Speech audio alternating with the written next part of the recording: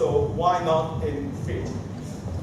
I think it's also a very nice setting, as Dam Fang said. We're kicking off this festival in a shopping mall because my dear friend Professor John Minford, who will be the keynote to open the festival proper, he is of the scholarly type that he will be fitting to be at the National Art Gallery, whereas I will be talking slightly broader context, perhaps not commercial, but slightly broader context in terms of the wider aspects of what we do. So I'm hoping this will be not a conventional talk, because I don't do conventional talk. And then after that, we'll have drinks and chats and selfies and whatever it is, because nowadays everything is about Twitter. So, it's my pleasure to be here. It's my pleasure to be part of the Translating Singapore Festival. As my title said, Lost in Translation in the Modern World. I don't read this language, but it's one of your national languages. I'm sure you will find it very funny, because that's what happened. And you already know that we have more blunders from machine translation that has caused problems. And in fact, this week. For those of you who speak Cantonese would know that the controversy of iPhone. So there is loss in translation in the current digital age. How can we prevent that, and why is it happening? People would say, well, actually we don't need to drive cars, we don't need to learn how to drive a car anymore because self-driving Uber is coming, right? So why do we need, and the next phase when we talk about the development of technology, when my technology works, because earlier this year, this human had been officially defeated, and this is widely reported. In fact, in the translation and interpreting world, it's been widely reported that this dawns the age of machine translation. Now, I'm not sure playing Go and translation has what relationship, but somehow people think that if computers can play Go and beat humans, then computers can also translate. Now, you know that whether that is true or not. TAOS, which is another international body, slightly smaller, but in looking at the use of machine translation in society. This is my friend Jan van Meer, who is the president of TAOS. He came up with this picture, and this is courtesy of him, who talks about the initial, almost as the context of the video, pre-1980 translation. It's about documents, it's about paper, and then most of you are too young to remember the floppy disks. And then hopefully, or that's the expectation, that by 2020 there will be so-called convergence. The convergence where real-time, customized machine translation will be personalized and probably take over the world in terms of translation. But the important part is this. Even for the machine translation enthusiasts, they are predicting convergence at 40%. 40% of total translation volume they are expecting, or they are hoping. There's a difference between expecting and hoping. You can expect to win lotto and you can hope to win lotto. However, it's 40%. So, but this has been in the media. Media has been talking about it live earlier in the year, and it continues to come. So I'd like to ask the question to you all, the language enthusiasts, people who are working in this area, is there a future of what we do? Is the profession, if it ever existed, translators and interpreters and terminologists, is it bleak? Who thinks that we have got a bleak future? Democracy, you can say whatever you like, we will not video you, yeah. Or you just go, well, I don't know. Who does not think that we will have a bleak future? Who thinks our future is bright? Well done, the enthusiasts. You are the optimists. Okay, you must be in a cushy job. Later on in the year, as you can see in your program, you'll be celebrating International Translators Day. International Translators Day started off in Fiji 32 years ago now in fact, and it celebrates on the 30th of September because that is the Saint's Day for this man, San Jerome. San Jerome is traditionally regarded as the patron saint of translators because he translated the Bible. Now, this is slightly out of context because I'm in an officially Muslim country. So that we have to extend the idea of translation and interpreting wider than what the European context is. But let me put it in some form of a slightly Eurocentric context. There are always, when it comes to profession in the European world, the concept of guilds. Now, I'm not a historian, but there is no such a thing ever for translators and interpreters. And we are the second oldest profession. Okay, the oldest profession doesn't have a guild either, but let's not talk about that. Why not? Why was there no official guild or societies in the medieval times, in the Renaissance times, of translators and interpreters? There were carpenters, there were watchmakers, there were all of those, but there were none. You can go to Zurich, you can go to any of the German cities, and you will see none of the coat of arms for translator and interpreters. Why not? San Jerome in a slightly older age. Let me put it in the context to you, and that will frame nicely to what the video was about.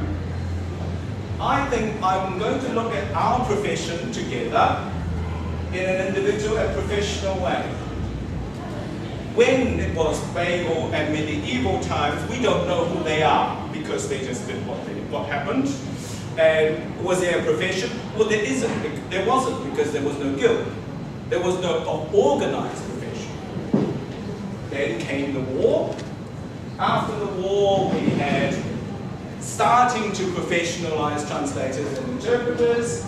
And who are they? Who were they? They were talented graduates of languages, enthusiasts, like those two whom you have seen earlier.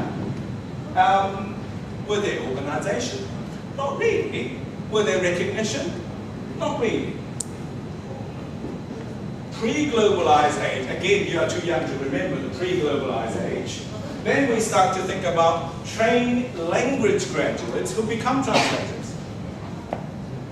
They were starting to have organizations, starting to have recognition. Now, so we have got UNISIM here and other universities have professionalized translating and interpreting education, and that's all they come through. They come through in the SAT program, not as a linguist. And increasingly so we're becoming more individualized. Are we getting more recognition? Debatable. What would be the future? What would that be like for us as a profession in the future? Does it exist? Will it exist?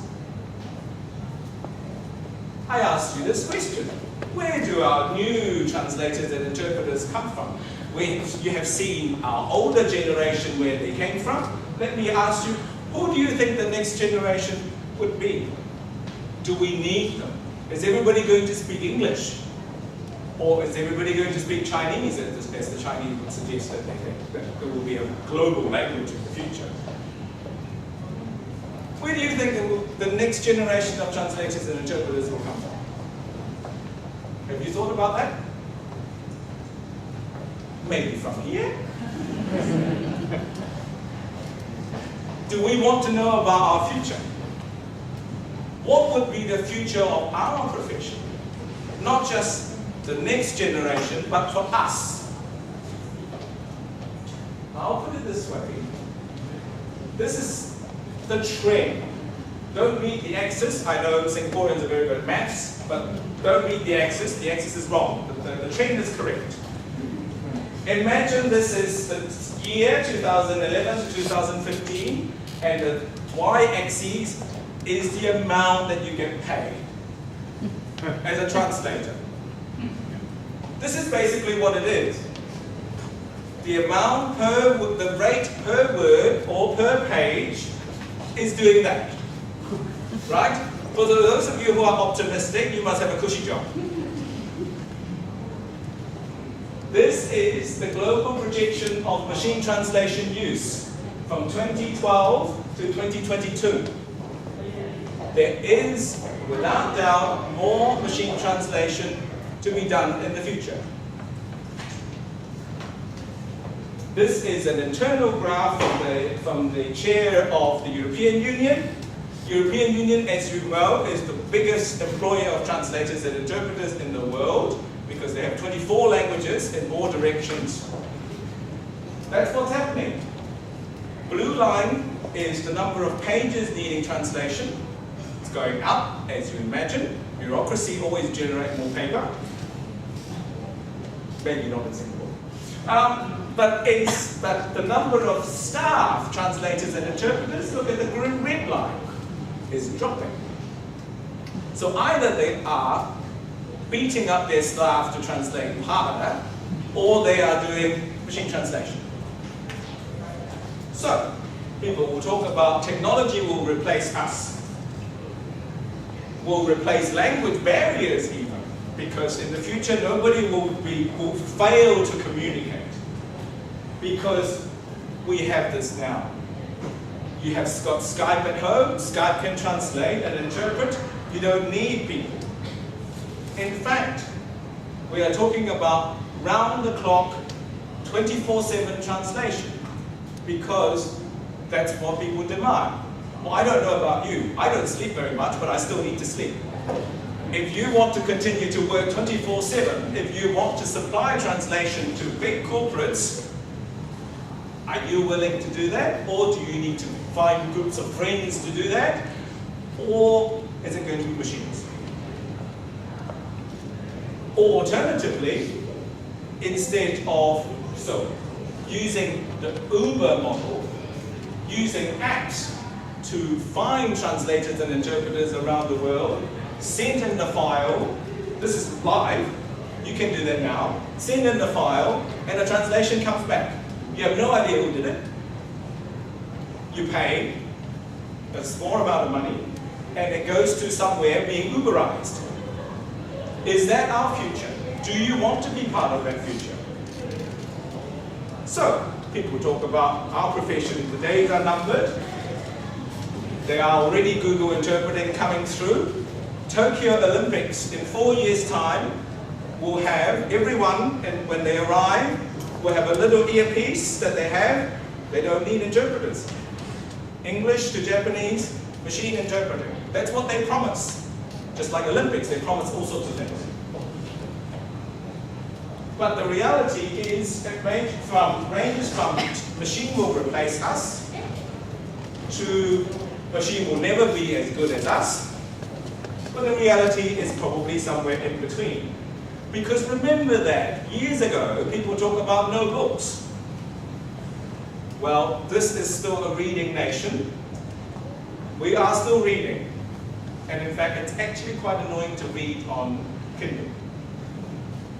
So, let's look at how the region breaks down to what the language profession or the language industry is about.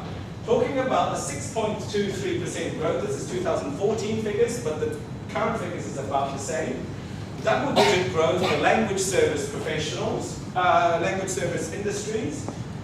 Fastest growing trend, web globalization, software localization, machine translation post-editing, on-site interpreting, and video interpreting. Those are the research that is coming through to be the fastest growth.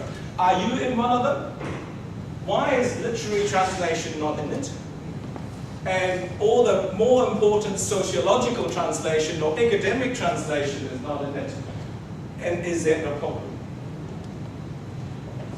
I randomly choose this on internet, you can do that too. Type in LSPs, language service providers, and you will have very nice pictures.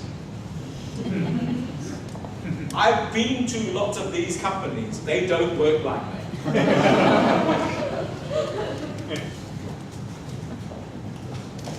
The reality, have you all seen this? Now the reality that you are laughing at this is because this is true.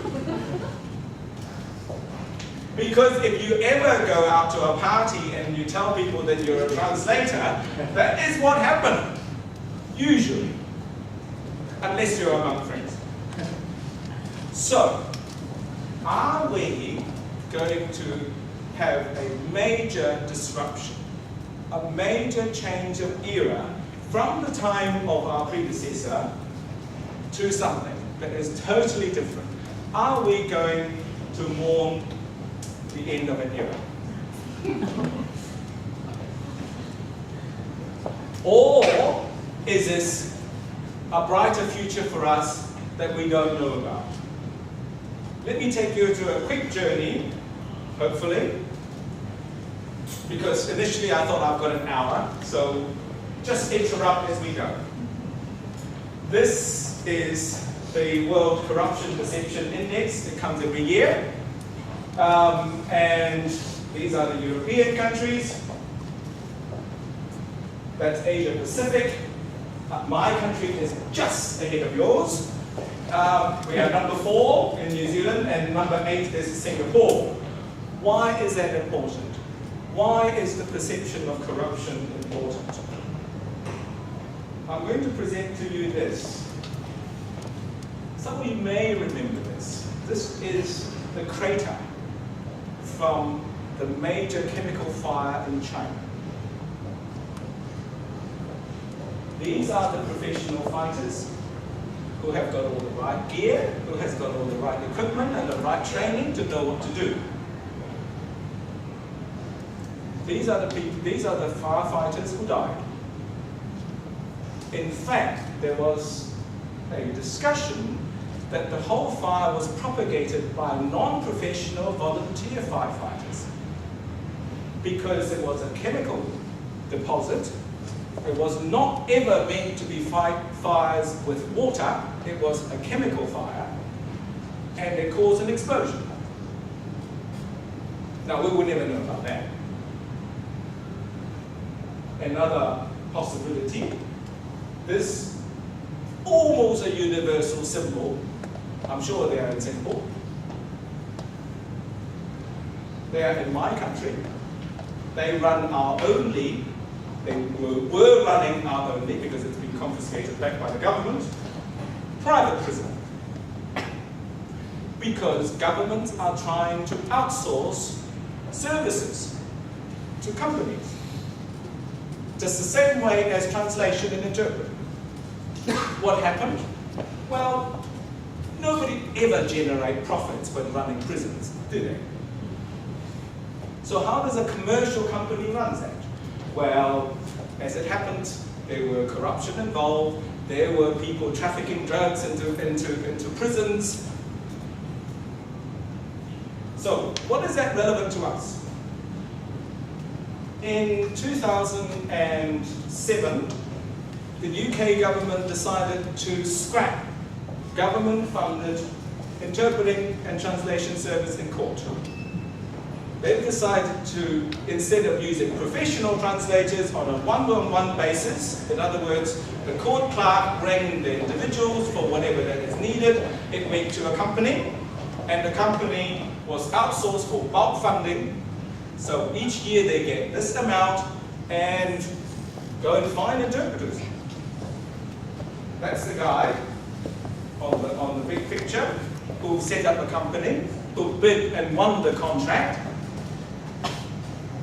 That's the protest that they're after, because they were not professional interpreters. They were interpreters or pretend interpreters who were coming from the street, because they have to do it cheaply, because that's what the idea of outsourcing is.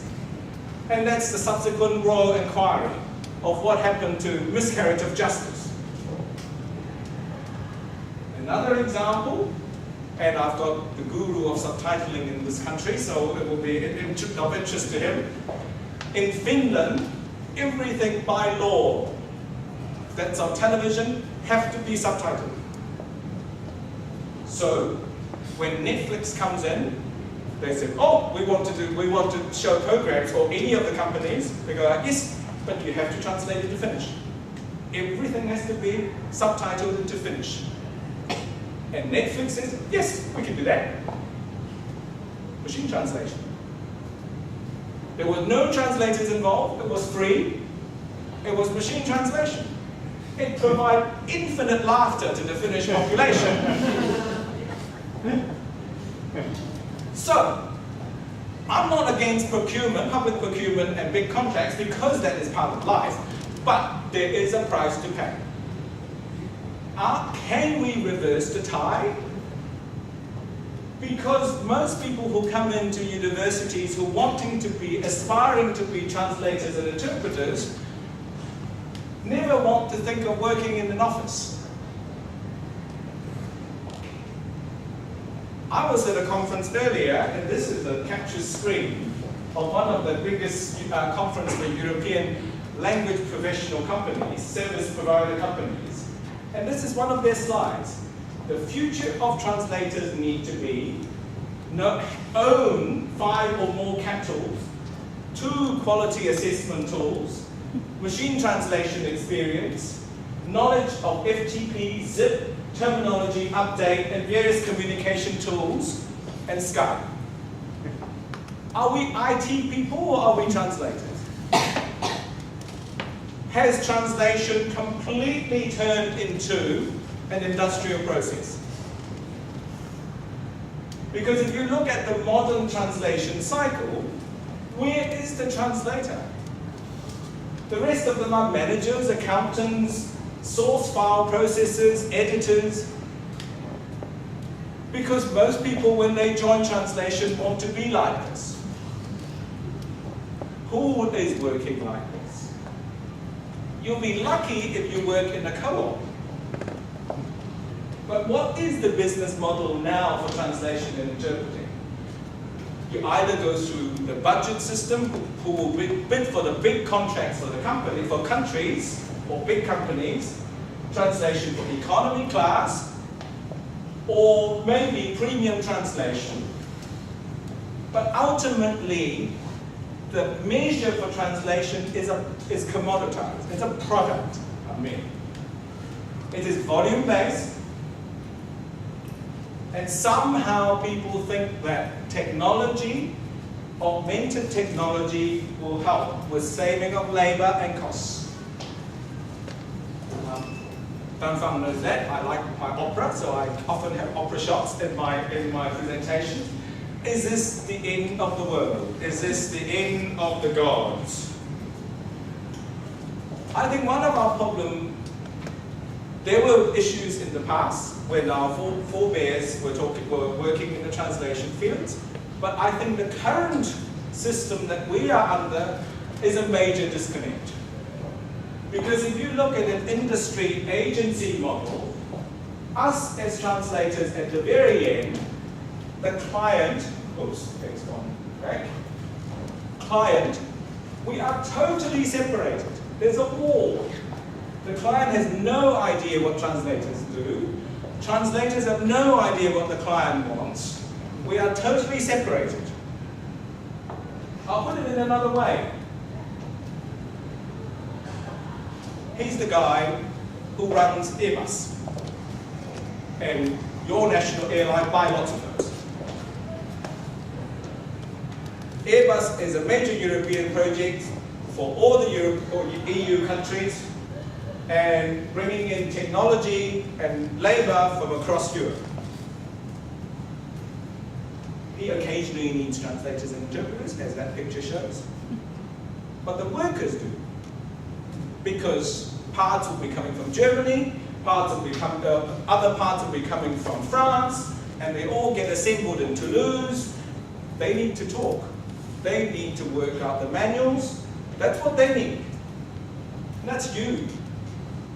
You might be translating for them, but all you have is document coming to you. None of these people talk to each other, ever. You don't know what the technicians want, the technician doesn't know what they want, and the person who's running the company goes, but that's a very expensive item. Let's cut the translation costs. So we have often bureaucracies running certain things and not think about consequences. This sounds like a very exciting, very unusual news item. You wouldn't have thought that in a normal country that would happen. Okay, Belgium is not really normal, but let's not look at it. What actually happened? For those of you who read French, and dig a little bit deeper in the local news, and you'll find out, why would there be no interpreters in Latvian? This is part of the EU languages, right? It is at the capital of EU in Brussels. They must have somebody. Well, as it happens, the officer who got arrested the person said, we have no money to pay for interpreters, so we'll let them go. Because of consequences, because of bureaucracy. So, I'm going to present to you in a schematic. In any government or country, there is somebody who actually needs to use the translation, which is that small yellow box. I can't draw, so this is as good as I can do. There's always the funding division. When they need translation, let's go out and tender and find which one is the better companies or cheaper companies. Well, the companies don't translate, right? The companies need to find people, including machine translation, but they make sure that the translators don't talk to the people using it. And the funders don't really care about the translation because they don't use it. It's a different department. That's the reality of translation today. Now, if you think that we are in the wrong job, well, sometimes we think that. Randomly selected advertising of translation companies. They all look the same. I call this the airport syndrome. You arrive into an airport, you don't know where you are. They all look the same. There's a manual of how to build airports. Changi is a bit different, but other than that, when you arrive and you go like, well, it could be anywhere. So the problem with that is, all the LSPs look the same. Oh, of course, people will select when they bid by quality. Yes. By accuracy, yeah, maybe. By usability, maybe. By punctuality, maybe. Ultimately, it's about price. If any of you suffer from insomnia, EU documents are great. This is an EU document on studies of translation and multilingualism and the effect of poor quality. And I'm using this as an example. What is quality? We all think that we are good translators, right? For those of you who are teaching, you go like, oh, how do you mark translation? Well, yes, because that's good or that's not good. How do you mark? Is quality subjective? Or can we measure it?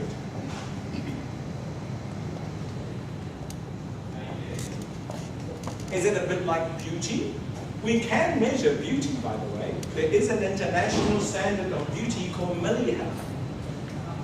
Because the face that launched 1,000 ships was Helen, so 1 millihelen is the face that launched 1 ship. Quality versus standard. What is the difference between quality versus standard? What about value? And how does that affect, in my position, sitting in FIT, who are thinking about profession, versus you who might be wanting to subcontract and find friends who can help you when you go on holiday, or people who are needing services at an individual level? How do you measure quality versus standard versus value? I put it to you that quality, like beauty, is a bit ephemeral, although beauty may not be ephemeral. It's scopos dependent, because what is quality to a psychiatrist in an interview, in a multilingual interview, is different to what an advertiser wants from your translation. Is different from an examiner who wants to assess students. Is different from a patent lawyer who wants their translation. They are totally different. The products are different. the judgment is different. So in 2014, a colleague talked about why do we need to translate well? Because people who pay for translation don't need excellent translation. They just need okay translation. So the concept of a Chevy and a Buick, both of them are the same era, they look roughly the same, but one of them has got leather seats, has got trimmings, but it still takes you the same way. Who would pay for a more expensive car? Or, in other words, translated to us, who would pay for a more expensive translation?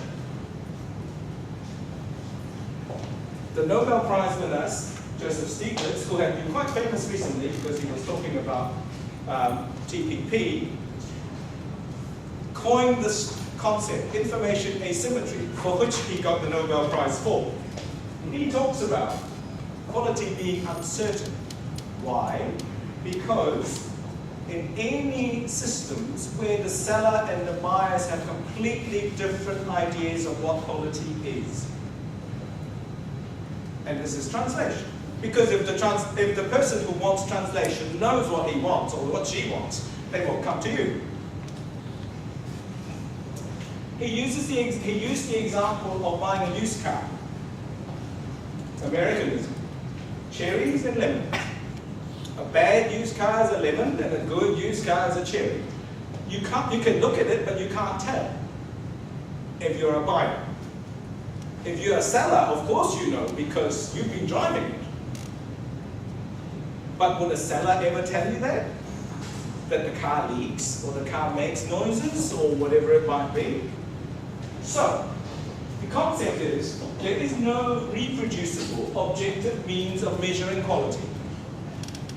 There is, again, for us it's the same. There are no reproducible objective means for measuring translation quality. Well, I can argue with that. We can talk about that in the after drinks. As a result, people nearly always choose savings versus long-term consequences. So, the result for that, the conclusion for the Stiglitz is bad always drives out the good in that sort of market. So in order to stop that, we have got various international ways of defining standards and defining quality, like ISO, like EN standards, and all the certification systems. This country is full of certification systems, so you know all about it. So, hopefully to standardize the concept, standardize the delivery. But I think we have got more than that. That is only about process. I think we also have an issue. The issue, which you already can think of, is there's a mismatch between what people want and what we are delivering. Because, again, I know that you're all good at maths, so I can do this. In other countries, I can't. The green line, which is the middle line, is the average line, your Gaussian curve. And that is the reality of most of translators and interpreters. Most of my membership, most of people who claim to be translators and interpreters, work in a Gaussian line, right? With an average. Most clients who want translation want some sort of okay translation. That's the red line. There are the odd, for example, I was earlier in China, Huawei. Huawei has a very, very good translation department. You go and see their ads around the world. Their ads are totally localized. Their Spanish is perfect. Their English ads are localized. They spend a lot of money on translation because they want to sell. They pay a lot of money for a top team translation. That's blue line. But they're red. So, most of the time, we overspeak. We complain about clients don't care about our delivery, our products, because we overspeak. Because let's face it, nobody will say, oh yes, you can come to me and I'll provide you an okay translation. Or I'll provide you with a bad translation because you're only paying me 5 cents per word.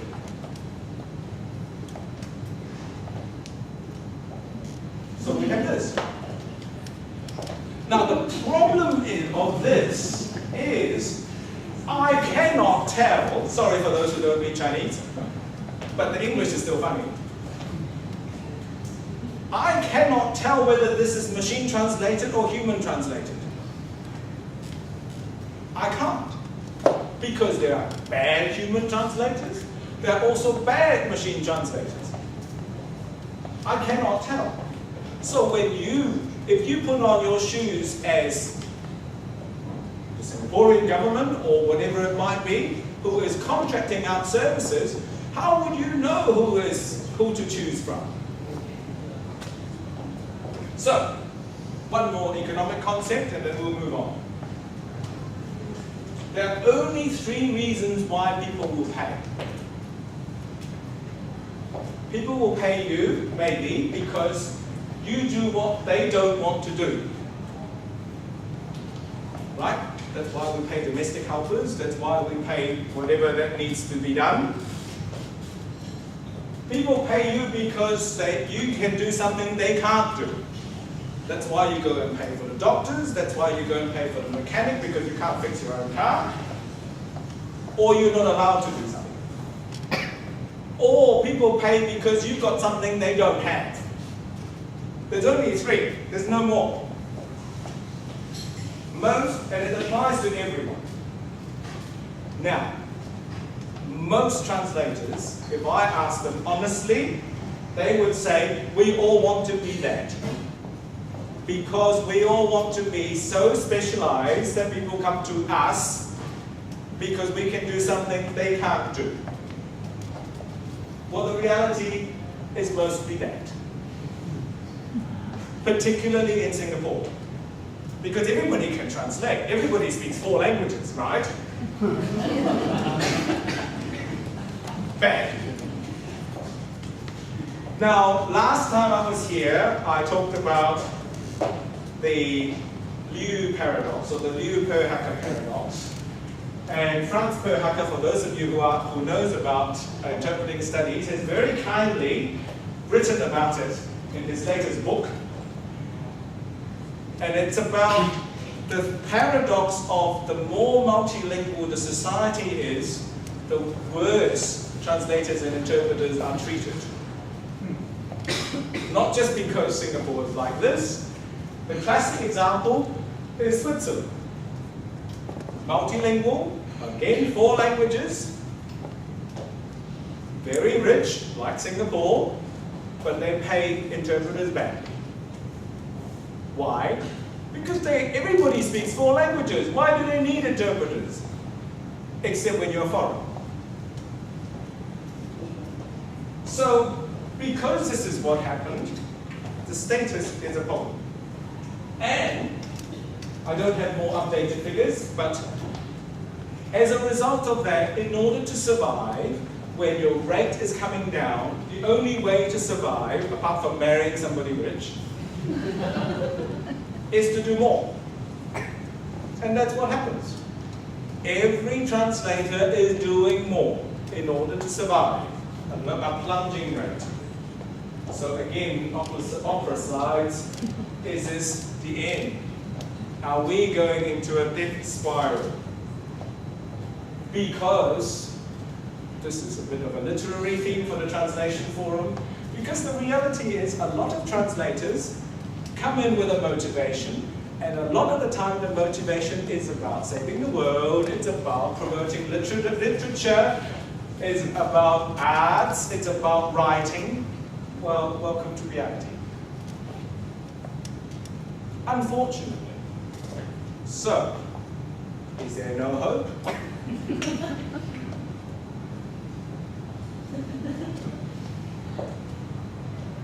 Now, I'm an interpreter primarily, but what I do, apart from outside of feet, I primarily interpret, and I hear a lot from my translation colleagues. My translation colleagues always go, yeah, but people never talk about your fees. Where our rates are dropping, but your per hourly rate is not dropping.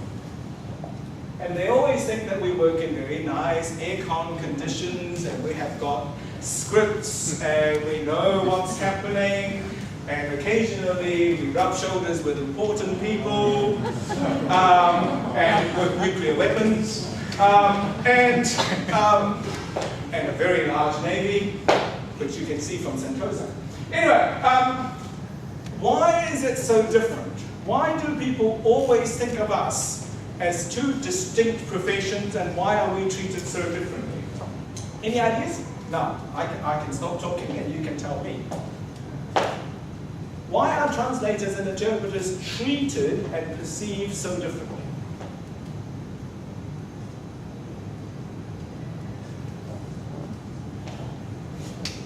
This is the problem with standard Singaporean education. Everybody is afraid of answering the wrong answer. Because of the time frame. Time frame, maybe. The environment is usually. Why? What's the environment that's different? Many people perceive translators as office job. You don't get much exposure compared to Okay. interpreters. You have this, like what you said, rub shoulders. You get, but then you Well, I also happen to rub shoulders with criminals too when I'm interpreting in court, right? I'm not suggesting that earlier picture is a criminal, but okay, let's not do that. But I guess it's the exposure that you get. Okay, good. Any other ideas?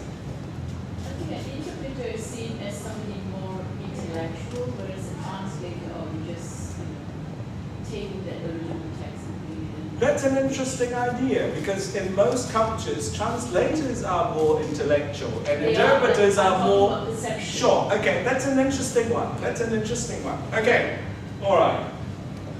People might think that the mode of delivery is different. One's written, one's spoken. Nearly all of you would agree that the personalities are different. One's an introvert and one's an extrovert. Not always. Just happens to be that I'm an extrovert. People will talk about the texts being different. One is a standardized text and one is a non-standardized, spontaneous text. Clients are different. Maybe. But I'm going to tell you something else. Machine interpreting. People talk about machine interpreting. And this is the latest iteration. This is pre-Tokyo, remember? And this is something that if you Google machine interpreting, that will be the first thing that comes up. It's the prototype. You speak to it, and it will come out in Japanese. That's as far as we go so far in 2016. Who does large volume translation? This is your daily life, right? Terminology, matching. This is what you do every day. Translation memory. That's life. Whereas for interpreting, that is not life yet. Why? Apart from the fact that text is perceived to be easier to manipulate, although you already know that Google has successfully transcribed text 2 weeks ago. So I'm going to put it to you in this perception question. Imagine you are an interpreter for the G7 or G8, depending on whether Russia's got that. These are the pictures. 4 years ago? No, 5 years ago. 3 years ago? 2 years ago? Last year. Not this year because Cameron's gone. And some of the people are gone. Right. Imagine you are the interpreter and the interpreting coordinator for next year's G7 said to you, actually, your topic is roughly the same. You talk about Greece, you talk about refugees, you talk about money, policy. Only 20% of what you talk about is different. I'm going to pay you 20%. You laugh. No interpreters will take that. Right? As a translator, you take that every day. Everybody comes in and asks for a discount after translation anyway. And they come in with fantastic ideas that this is some form of recycling and environmentally friendly idea. Saving what? Saving text, saving time, saving money, saving your neurons. What are they saving? I'll give you another example. Imagine the radiologist at your national university and say, okay, you get paid the difference of the X-ray, not the whole X-ray, because there's only 5% that's different. That's the cancer, but that's the only thing that's different. Why do we as translators tolerate this? It does not make sense. We are putting ourselves down because no other profession will accept that. The fundamental difference between translators and interpreters, apart from personality, is that somehow translation is seen as a secondary industry. You provide a product. And we all think that products are getting cheaper. You know, you will be thinking, okay, if I don't buy the cell phone now, particularly if it's Samsung, it will be cheaper next week because they go up. So there is always a newer product that will make the previous product cheaper. That is the idea of a secondary industry. And somehow we are sucked into this concept that translation can get cheaper and cheaper every year. Whereas interpreting is seen either as a service industry or even an analysis industry. And it's providing services. So I think we need to change. We need to change the way we are perceived because people are thinking about this now. Just like I've given you a slide earlier, you can Uberize translation. You can send into a black hole and something happened. I've got time, I will finish quickly. And the sharing economy and everything is about saving what? Outsourcing, crowdsourcing. If you can do it for free, why do you need to pay cheaply? But the idea of crowdsourcing is you have to have a resource first. You need to have people who know how to drive before there will be Uber. You need to have people who have cars before we can have Uber. So you need to have translators before you can actually have sharing economy. Where are they going to come from? Who's going to be trained if there is no market, if you can't have a life? It's a little bit like, this is slightly sensitive in Singapore, it's a little bit like dating. Online dating, you can find the best person there is, if there is such a person. You need to find that. And it's not just a technology matching issue. It's also a, does that person, professional services, exist? Because otherwise, you will have no idea who's going to come with. And any suggestion that you can have staff that will be loyal to you in the same way, in a crowdsourced, outsourced fashion, is just pure nonsense. Because you all know who this person is. What did he do? He was a contractor. He was a contractor for the Americans, and he left. I don't care whether you think that's true or that's a rightful thing or not. Do you know who she is? Probably none of you know who she is. She is a contract translator for Toyota. She caused the world's biggest product recall ever by leaking the safety information of airbags of Toyota because she was translating. She found out that there were test results that were not matching, that were not safe, and she leaked it. Well, very quickly. Does it sound on? I can't hear this.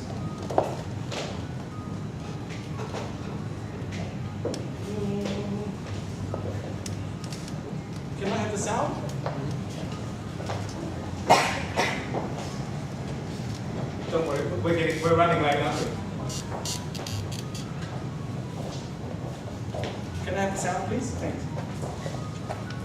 Can't trust technology. We still need people. This is a good example. It's okay? The one hand right here. No, I've got sound on.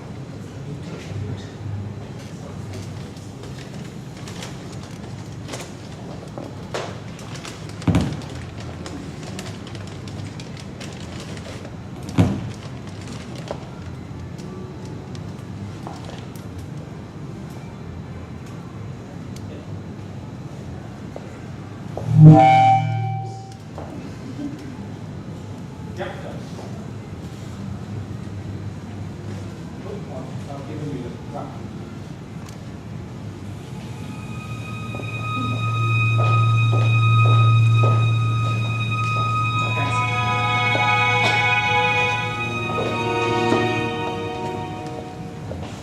There's a poem by Washan Shirei called Home.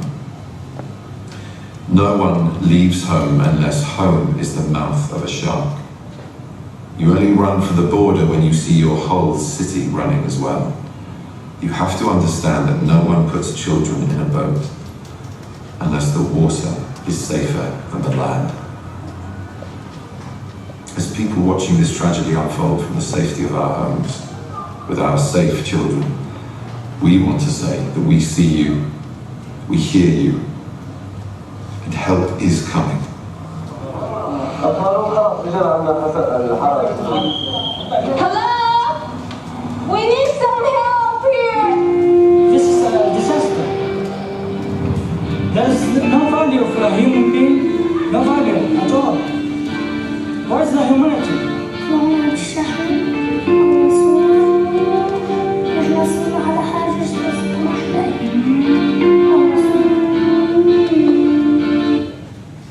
It's quite a long one, so you can Google that. Why is that important to us? Apart from us being humans.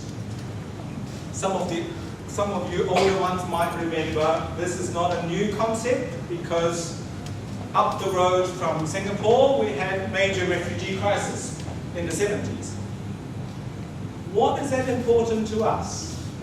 A, because we are the channel of communication, but because of that, people ask us to help. Now we are very good at helping people. So people have decided that why is it any different between doctors providing help in Médecins Sans Frontières? Same idea. Translators can help too. Let me present to you two people, for example. One is a doctor who works for MSF, and one is a translator who works for one of the humanitarian services for free. Is there a problem? Is there any different? Do you think there's a difference? Do you have any moral objection to that? Do you support it? Let me put it in a context. In any asking for donation volunteer services website, they would have people to help. They would have volunteer donors who have got more than money than they would ever need. They will donate, and it feels good, and they've got a bit of kudos and a bit of visibility. We have some translation companies who might donate, who might show support, who might get some visibility. We've got the translators who is helping, who provide the services, and make sure that the services get delivered to the right people through the agency, through the humanitarian agency. And we have the government who try to get away from it because it's a bit too long. The problem for that is everyone gets something except the translator who did it for free. And in fact, one could argue that any other helping humanitarian services, even for those who are doing it for free, doctors often do it because they can work and earn a living for half a year and donate their services. How often can a Dari English interpreter or translator earn a living for 6 months and donate their services? So I think that's something that we need to bear in mind. I do believe we should help, but I do also believe that professional services need to be paid. Let's talk about ecology. Now, nobody would ever suggest that we need to look at a more comprehensive way of our profession. I'm not suggesting that we should deliver slow translation, because that will be terrible. But when communication is a commodity, when I asked you earlier about quality of communication, I can ask you a very simple question. Can you tell the difference between a supermarket tomato and an organic tomato? Some of you say, I can, because it's obvious. Can you tell between free-range eggs and cage eggs? If the box are hidden. So the idea of ecological concepts, and how is that relevant to us? Because often we can't tell what the quality is. We are doing it to make us feel better. And it's important. It's also doing it for the environment. It's doing it for the whole ecological system that the whole translation services is about. Because remember, think about the next generation. The question I pose is, most of the time we can't tell what the difference is, except if it is really terrible. And sometimes it's really terrible. It's real. So, my concept of this is, when we think about ecological concept for translation and interpreting, we are talking about trying to reduce the immediate saving and invest in the future, invest in the next generation. And people can talk about this as an idea, and you can take people to court. That's the first hearing on climate change. And you all know about what it is like if they try to cheat the system by being ecological and not true. So I think one of the ideas we could think about is an idea of asking the customers to pay a bit more as an LSP. Because, we've got nice jazz music going on, we're not against machine translation, but we also need to think about the investment in it. We also need to think about how do we get people to be new translators. Because machine translation may be in the future totally independent, but until such time you still need human. Where are the humans going to come from? And if you're getting paid 5 cents for 100 words of editing, who's going to do it? An extension of that, this is a more sociological approach, is this. Machine translation is based on extracting data and trying to find pattern. We all know that. As a result, we have got new studies to show that the more we use machine translation, the more homogenized our texts become. We are losing diversity. We are losing the ability to write. We are losing the ability to actually express ourselves in multiple ways. And that is a problem with machine translation. And we are losing dialects. We are losing regionalization because of machine translation. Will we ever get driverless cars? Yeah, we might. We might think about that. But why is it that people would think that driverless cars, you can be not a driver and drive cars? You don't need a driver's license. Well, it's by law you have to at the moment, but there might come a point that you can't. You don't need to. At the moment, you don't need to be a translator to drive a translation machine. And that's why we have all these laughter. Okay, your latest purchase, this thing flies itself. You don't need a pilot. Why do you pay for 3 pilots in one of these? because we will not go into one of these without 3 pilots. We accept that. We have, in your national university, one of these, robot surgeons. But you will not accept robot surgeons without a surgeon.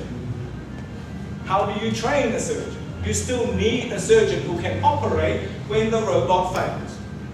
Why are we accepting machine translation being operated by people who have no idea? Because you know, simple words don't mean simple things. Anyone can do this. You can probably, for the non-Chinese speakers, can do that in Chinese too. It's easy, but that's not what it means. So my last point is, how do we stand out?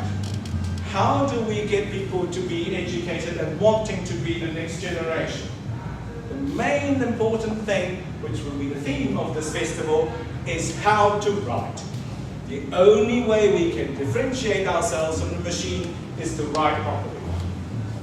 And again, the differentiator, we need a new paradigm, because words are cheap.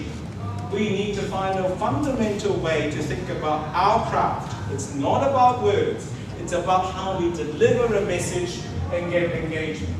It's the dematerializing translation, because ultimately we are wanting to work out what people want and how to make this connection. It's not about volume. Is there a role in ecosystem? Yes. Looking at code of ethics, looking at commitment to professional development, looking at training, investing on training new generations on companies, which Dan knows about how to invest on the next generation, talking about fair remuneration, talking about if you use machine, then declare it. I'm not suggesting that it's an evil thing, but I think until such time that it's a fair playing field, we should know about it. And subject to random audits. It's the same concept as globalization of ecosystem in any other way. We need to claim back our profession, because even somebody else has suggested that. We need to have an ecological approach towards our world. Refugees again. Why is that important? We talked about this idea of helping, of issues of refugees and mixing. I think we have got one more important message as a profession, because at the moment it's all about fear element. We can stop the fear element by saying, what is the key issue? The key issue is settlement, engagement, and how to work out who is who. The news, the advocates are talking about there will be terrorists in there. How do we work it out? The only way to work it out is appropriate, transparent documentation, interpreting, assessment, and that would have to be done by what? By UN agencies with translation and interpreting.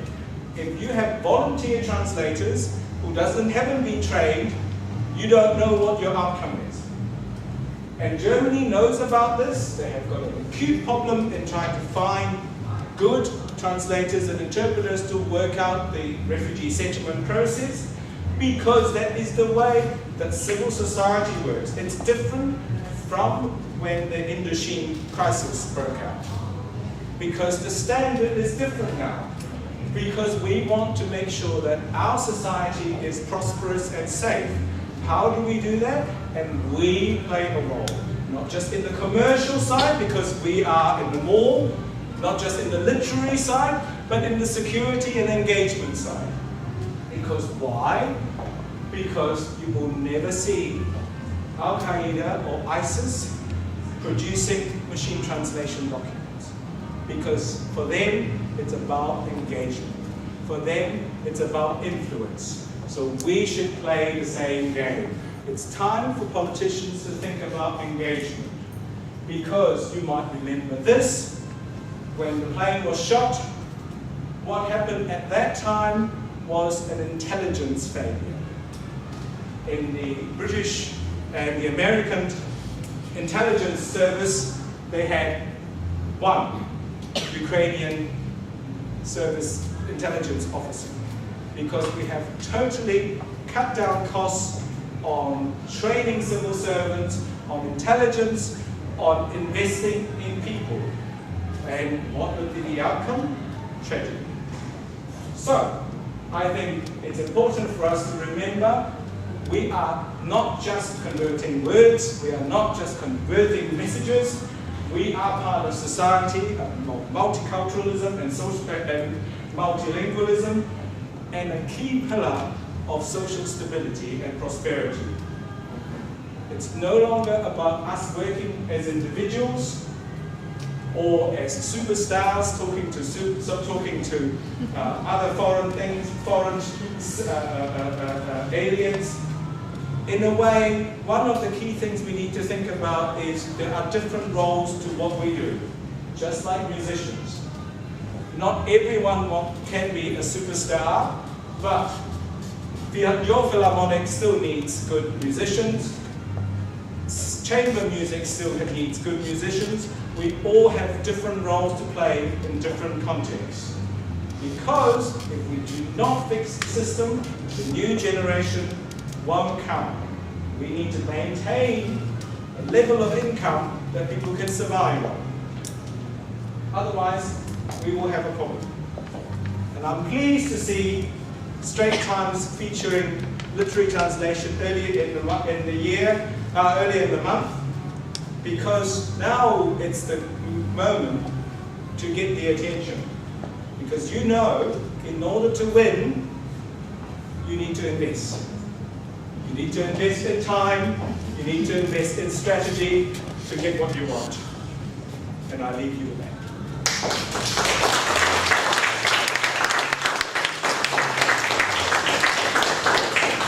Thank you, Matthew. And like every time after I hear you speak, the first thing that comes to mind is, thank God you're an advocate for translators and not the other side. But and I actually didn't know what Henry would present today. No, because we never talked about it. Never talked about what you would say. I just trusted you to say something, but instinctively, I sort of guessed what you would say, which was why I think I had to show the first 6 minutes. It fits perfect. So that no one feels bleak and gloomy and sad. Because I think that's a fairly bleak picture that you're painted. The current state of affairs, right? Although you do offer glimmers of hope going forward, what we need to do improve the state of affairs. I think we are all struggling to find a solution in different parts of the world. For the Select Center, I think for translation, something that we've thought very hard about is the positioning, right? Of whether translation is a business skill, which I think many people in Singapore see it as a technical skill or business skill, or could it be something more? For example, could it be a life skill, right? Because being learning about translation, being a translator, I think it teaches you imbues you with certain qualities, like empathy, very strong analytical skills, communication skills, being able to read the subtext of things. So these could be very, very valuable life skills in an era of globalization. Right? And of course, recently there's been increasing spate of reports on the health benefits of bilingualism and of translation. When you translate, you actually train your mind and train your muscle. Right?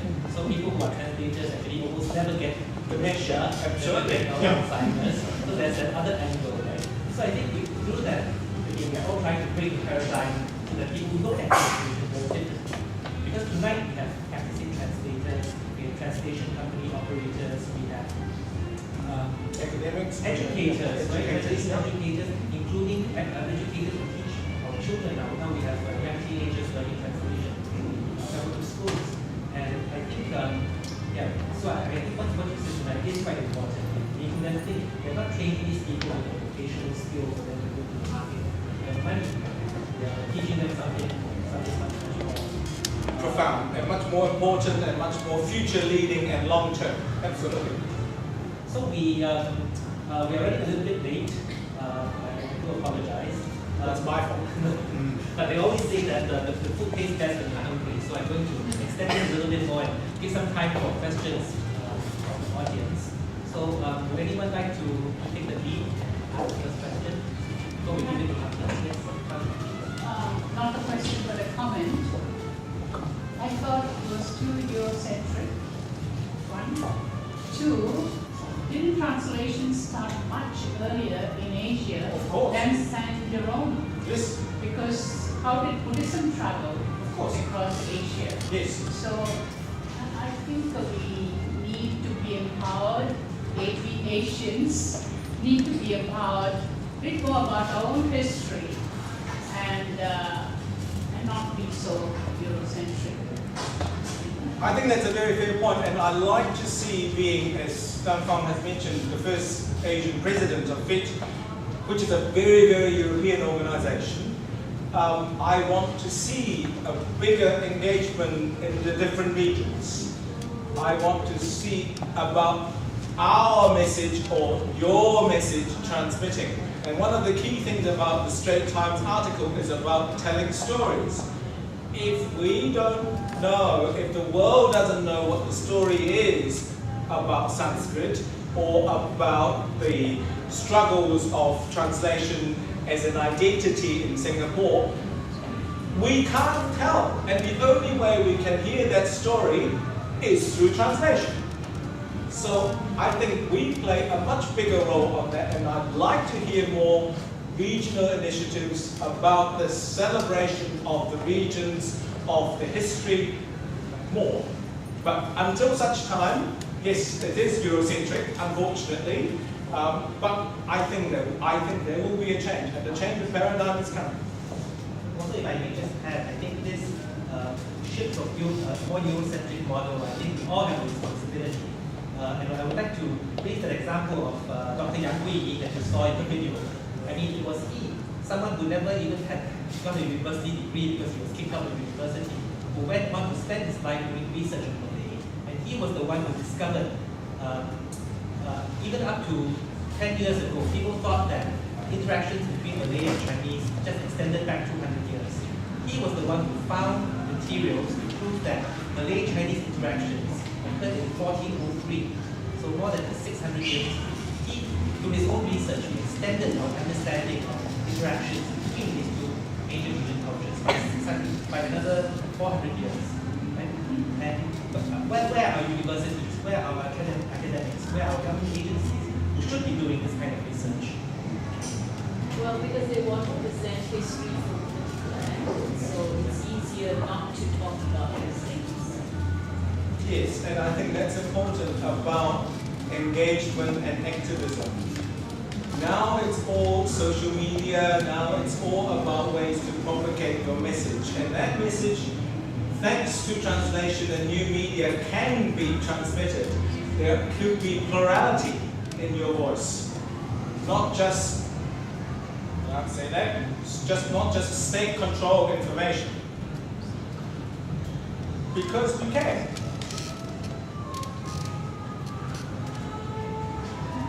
Another question? Yes, Susan.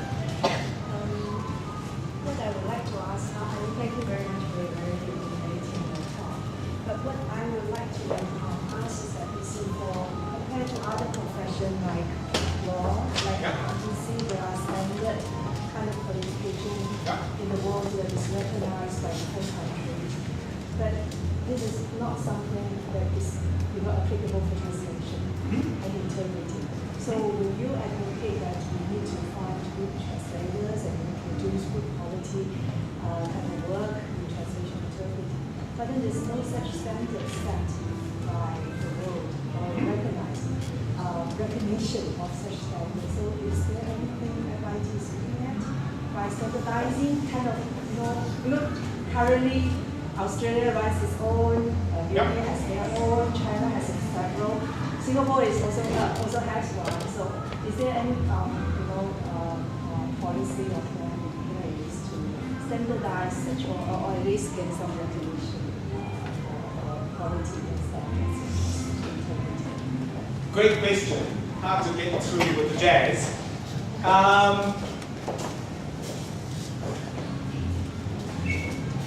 think there's one thing we need. This is a very interesting climate now. Everyone wants to be separate. Look at Brexit. Everyone wants to be individuals, and this is nationalism coming back, which is the important part. And international bodies like FIT has to be able to demonstrate that together it is stronger, but respecting autonomy. It is very important. The reason why translation and interpreting is critical is diversity and plurality. I think if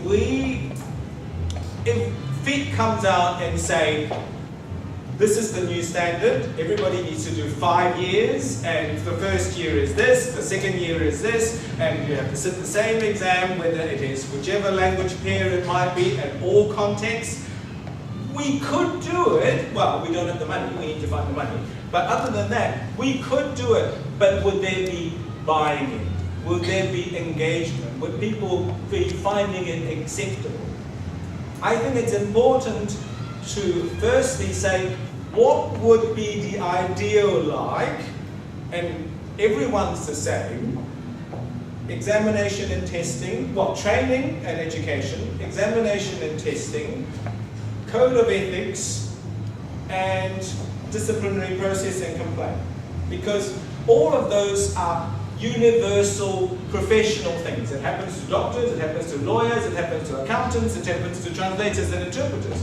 Those are the things. The structure needs to be endemic. The structure needs to be localized.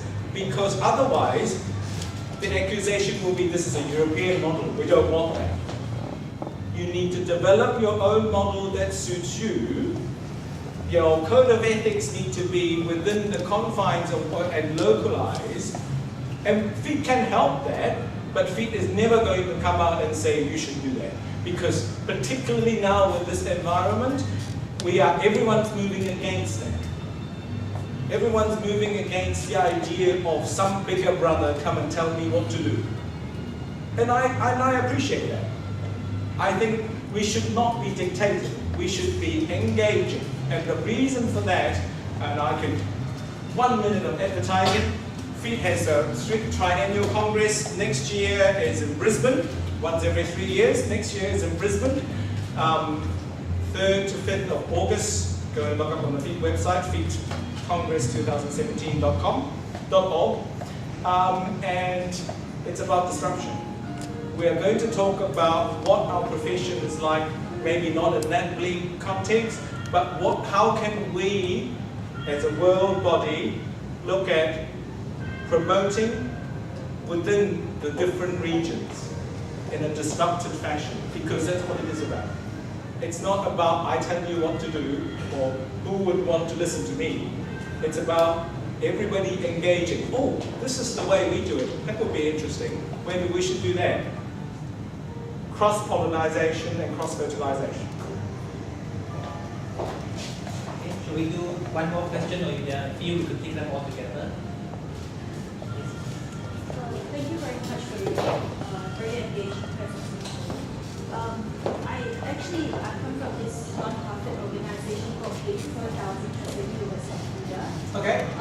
We support about 200 people around the world to translate Tibetan and Sanskrit Buddhist literature into modern English. Yes.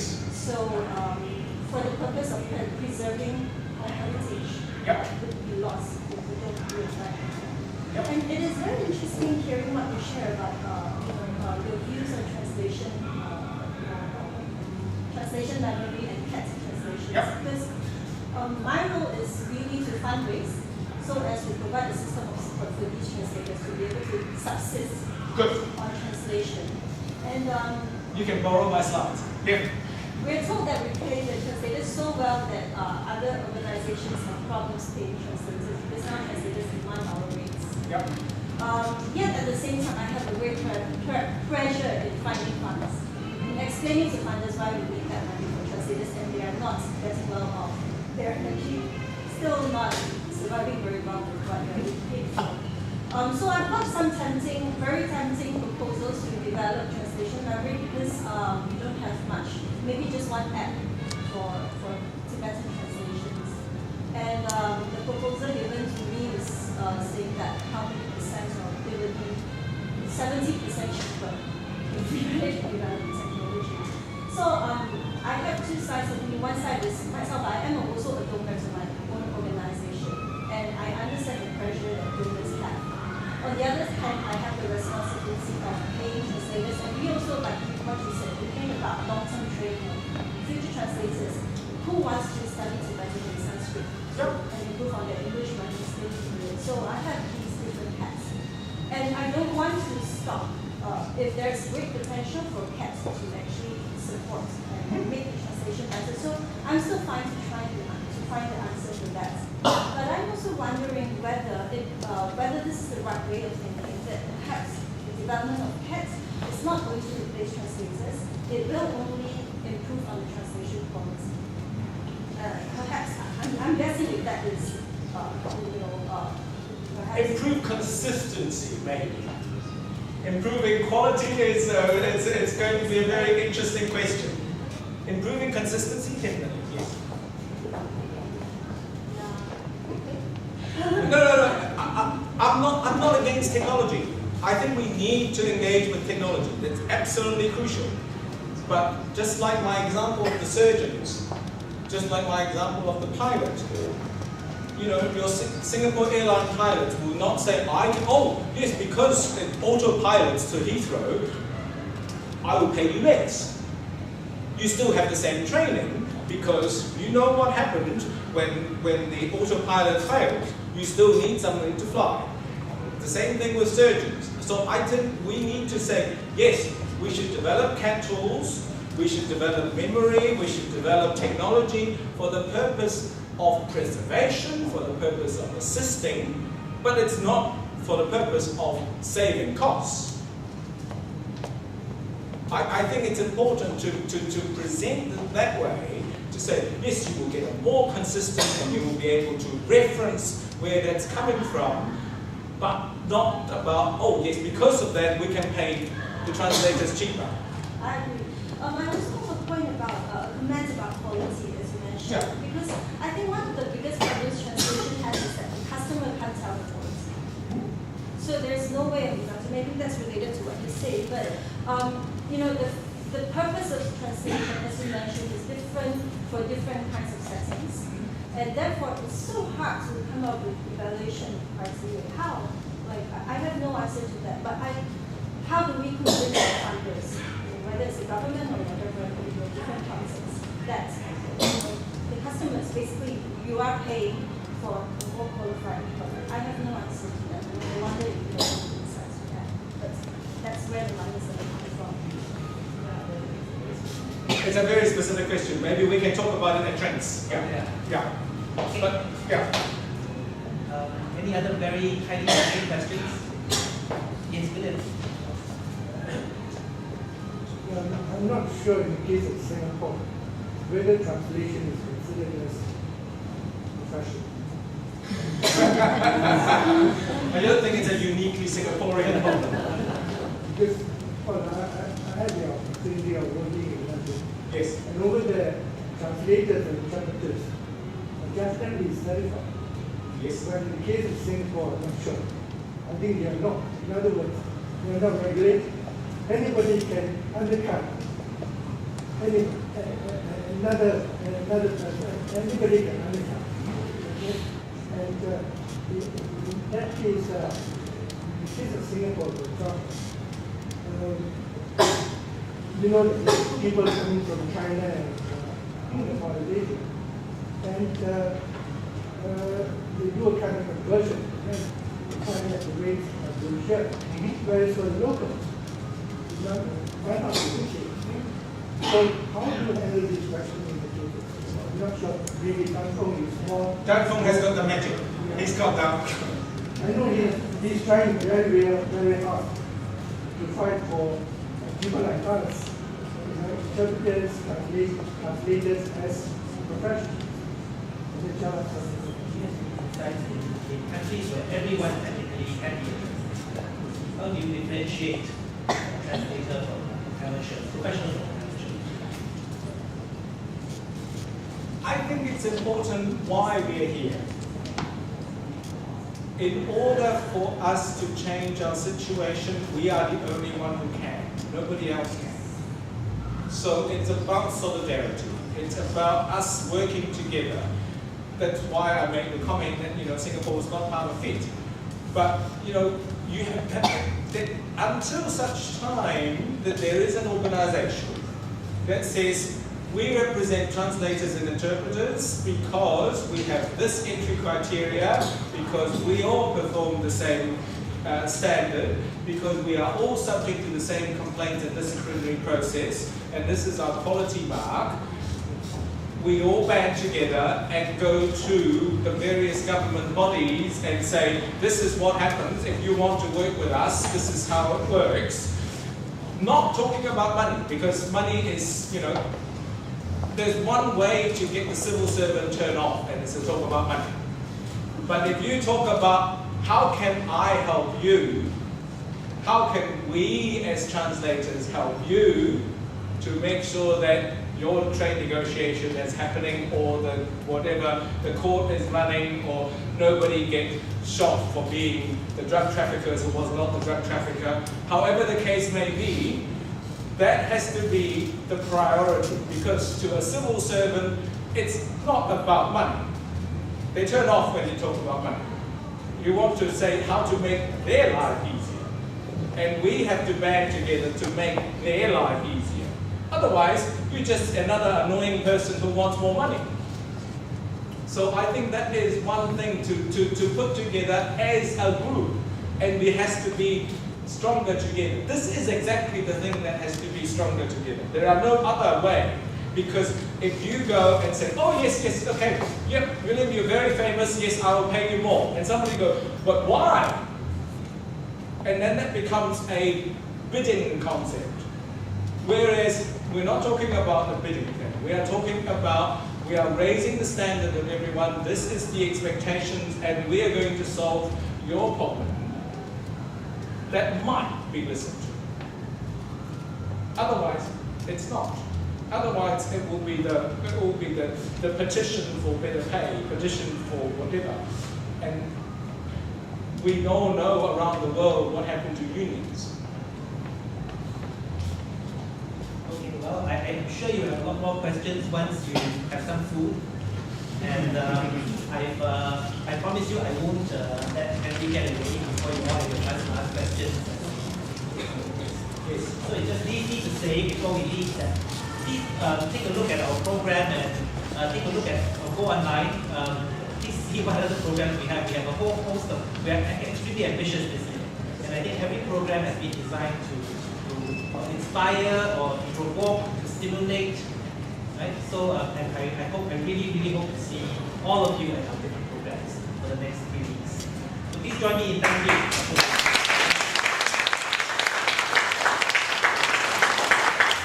Thank you. Ask me questions, we'll go for drinks and selfies or Twitter or whatever you want, but don't miss John Minford's talk. You will not be disappointed.